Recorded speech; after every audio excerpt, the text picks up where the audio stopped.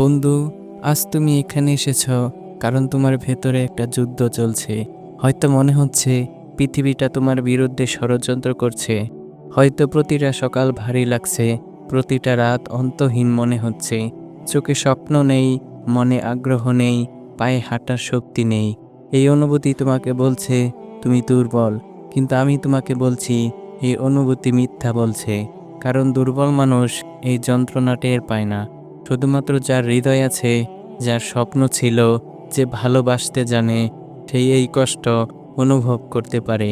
তোমার হতাশা আসলে তোমার মানবিকতার প্রমাণ, দুর্বলতার নয়। তুমি যে ব্যথা অনুভব করছো সেটা অর্থহীন নয়। যখন একটা প্রজাপতি কুশ থেকে বের হয় তখন সে সংগ্রাম করে। যদি তুমি দয়া করে কুশ কেটে দাও, প্রজাপতি বের হবে ঠিকই, কিন্তু সে কখনো উড়তে পারবে না। কারণ সেই সংগ্রামটাই তার ডানা শক্তিশালী করে। তোমার এই যন্ত্রণা, এই অন্ধকার সময়, এটা তোমার ডানা তৈরি করছে। আজ তুমি যা শিখছ, যা সহ্য করছো, যা অনুভব করছো, এগুলো তোমাকে এমন শক্তিশালী করবে যা তুমি কল্পনাও করতে পারবে না। লোহা যখন আগুনে পুড়ে তখন তলোয়ার হয়। তুমি এখন যে আগুনের মধ্যে আছো সেটা তোমাকে ধ্বংস করছে না, তোমাকে তৈরি করছে। এই মুহূর্তে বসে তোমার জীবনের দিকে ফিরে তাকাও। কতবার তুমি ভেবেছিলে শেষ, কিন্তু এগিয়ে গিয়েছিলে। কতবার অসম্ভব মনে হয়েছিল, কিন্তু তুমি করেছিলে। কতবার ভয় পেয়েছিলে, কিন্তু সাহস দেখিয়েছিলে। তুমি এই মুহূর্ত পর্যন্ত এসেছ কারণ তুমি যোদ্ধা। তোমার রক্তে বেঁচে থাকার শক্তি আছে।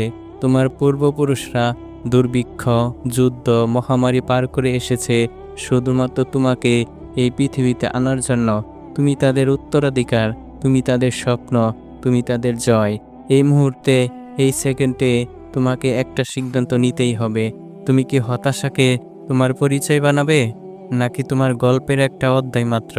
তুমি কি আত্মসমর্পণ করবে, নাকি আরও একবার, শুধু আরও একবার চেষ্টা করবে? শোনো, আমি তোমাকে বলছি না যে সহজ হবে, বলছি না যে কাল সকালে সব ঠিক হয়ে যাবে, কিন্তু আমি তোমাকে প্রতিশ্রুতি দিচ্ছি প্রতিটা পদক্ষেপ, যতই ছোট হোক, তোমাকে আলোর কাছাকাছি নিয়ে যাবে। আজ তোমাকে পাহাড় তুলতে হবে না, শুধু একটা পাথর সরাতে হবে। আজ তোমাকে মহাসাগর পার হতে হবে না, শুধু একটা পা সামনে দিতে হবে। আজ সকালে বিছানা ছেড়ে ওঠা, এটা বিজয়।